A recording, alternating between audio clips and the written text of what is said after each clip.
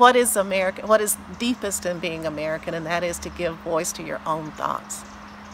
And so Posts for Peace and Justice allow our children to do that and to truly experience what it is to live in a country that is free and a democracy for all. And so we can't go wrong with promoting more Posts for Peace and Justice. I think that this should be everywhere. Every child should have an opportunity to be able to be part of this expression, an expression that is good and wholesome and is inclusive and is filled with loving people working together. If more of these exist, if people can only see not just the process, but the resulting artwork, and really get to see this across the country, juxtaposed against what some of the language we have today that is anti-everything.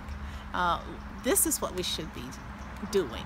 This is what we should be doing. We should be gathering and working together and creating an art form that speaks to how we are better when we understand each other and when we respect and appreciate each other, rather than focusing on what might be different about me and I don't trust you because you're different than I am.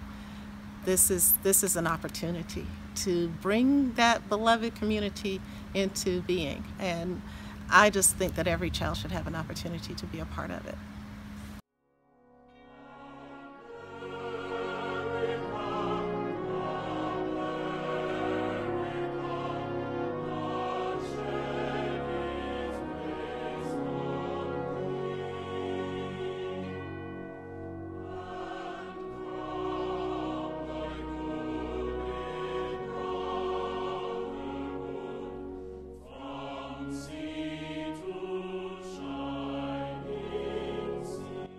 The Posts for Peace and Justice project that has taken flight here in Metro Atlanta really, and across the country actually, really is an opportunity for us to show what the world should and can be.